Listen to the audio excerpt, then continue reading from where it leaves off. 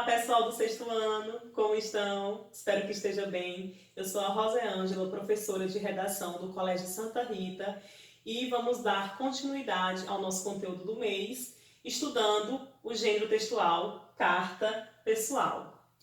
A carta pessoal, ela é um gênero muito importante porque ela está relacionada à comunicação, né? Nós vimos que todo texto ele tem a função de comunicar. E se a carta ela é um texto escrito, ela também tem um objetivo de comunicar. A carta pessoal, ela é um gênero utilizado desde a antiguidade. É um dos gêneros mais antigos que nós conhecemos. Por quê? Imaginem lá pelo século XII, XIII, XV, XVI, XIX, não havia internet, não havia celular, não havia telefone. Então, qual era a maneira que as pessoas achavam de se comunicar? Por meio da carta pessoal. Por exemplo, eu estava aqui no Brasil, precisava me comunicar com uma pessoa que estava lá na Europa. Qual era o meio que eu utilizava? A carta pessoal. Essa carta, muitas vezes, dependendo da distância, ela chegava, né, com muito tempo depois, passavam meses e meses para chegar até o seu destinatário. Hoje, né, as coisas já mudaram mais um pouco, então essa carta ela chega com uma rapidez bem maior, tá?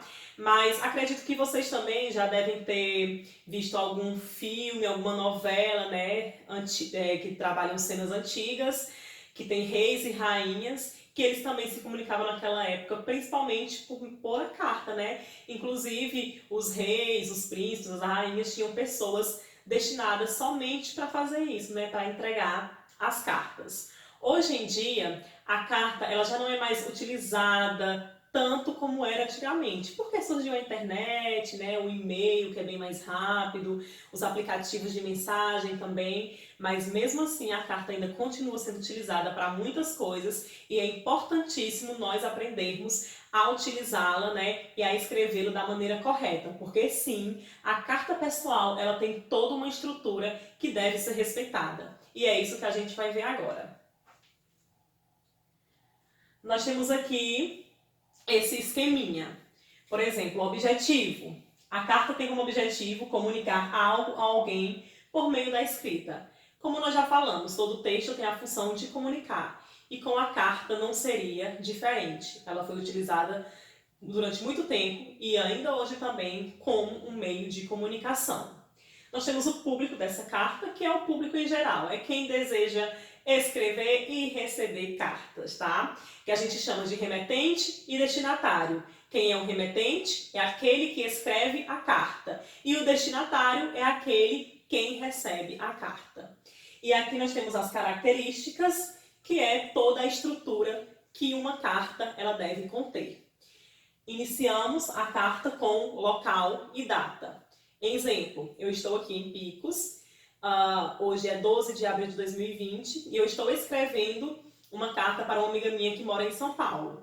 Então, a primeira coisa que eu vou colocar nessa carta é o local, Picos, Piauí, vírgula, 12 de abril de 2020. Logo após vem o vocativo. A gente já viu que o vocativo é uma espécie de chamamento. Então, geralmente, a gente utiliza o nome da pessoa. Então, por exemplo, o nome da minha amiga é Helena. Eu coloco Helena, vírgula, né? Esse aí é o vocativo que eu vou utilizar. Logo depois, uma saudação. Eu posso dizer, Helena, como está? Helena, como vai você? Helena, está tudo bem? Né? Então, eu faço uma saudação para ser uma coisa mais elegante, mais cordial, né? Na minha carta. Após isso, vem o corpo do texto. O corpo do texto é o assunto do qual eu vou falar na carta, tá? E é bem importante aqui no corpo do texto a gente respeitar a linguagem. O que significa isso? Nós já estudamos que nós temos que adaptar a nossa linguagem de acordo com a situação comunicativa que nós estamos vivenciando. Então, se eu estou enviando uma carta para uma amiga minha que é bem íntima, né, que eu conheço ela profundamente, eu posso sim utilizar uma linguagem mais informal, porque eu tenho liberdade e intimidade para isso. Agora, se eu estou mandando uma carta para uma pessoa que eu não conheço muito, ou para o meu patrão, enfim, para alguma pessoa que eu não tenho tanta intimidade, o ideal é que eu utilize uma linguagem mais formal. Logo após eu escrever o assunto da carta, eu vou para a despedida. Então é importante que a gente coloque um até logo, um até breve, abraço, saudades, dependendo de quem, para quem a gente está mandando. E depois a assinatura. Essa assinatura é a pessoa que está escrevendo que assina no final, tá? E ao escrever uma carta, eu preciso enviá-la, né? Eu escrevo com o intuito de enviá-la. Então, para enviar essa carta, eu preciso de meio que um suporte. O que seria? Um envelope, né? Então, é importante eu ter um envelope de papel para colocar essa carta dentro, na qual, né, ela vai ser enviada ao meu destinatário. E nesse envelope ele contém todos os dados de quem envia a carta, o remetente, e quem recebe a carta, o destinatário. Então, aqui eu tenho um exemplo de uma carta, né? Então, para escrever a carta, o que é que eu preciso? De uma folha de papel e caneta, né? Hoje em dia tem algumas pessoas que já usam o computador para escrever a carta, né? E depois imprime. Então, eu não sei se vocês estão vendo muito bem, porque pode estourar aqui na luz da câmera, mas eu tenho aqui, ela já inicia com o local e data, ó, Petrópolis, Rio de Janeiro, 27 de maio.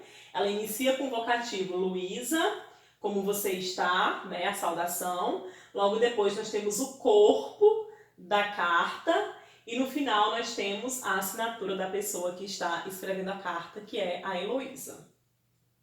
E aí, carta escrita, nós vamos enviar. Eu tenho aqui o envelope, né, o famoso envelope de papel, no qual vai conter os dados tanto do destinatário como do remetente.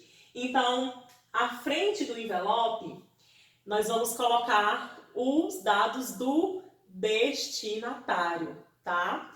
Então, que vai ter o nome destinatário, aí você coloca o nome da pessoa que você vai enviar a carta completo, o endereço da pessoa, esse endereço é a rua, ou a avenida, o bairro, né, a cidade, o número da casa, e o CEP. O CEP é muito importante, gente, que é por meio desse CEP que a carta vai chegar ao destinatário correto.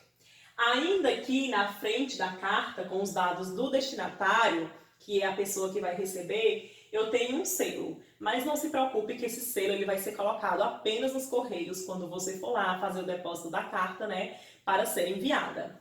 E no verso do envelope, que é aquela parte que tem um negocinho que você cola, né, tipo um Vzinho, nós temos os dados do remetente, que é a pessoa que envia a carta. Então é a mesma coisa, você vai colocar os seus dados, né, o seu nome completo, o endereço que você mora e o seu CEP.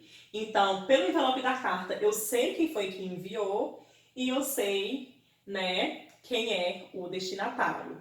Ok, pessoal? Então, o nosso conteúdo deste mês é carta. Na próxima aula a gente vai trabalhar um pouquinho sobre o e-mail.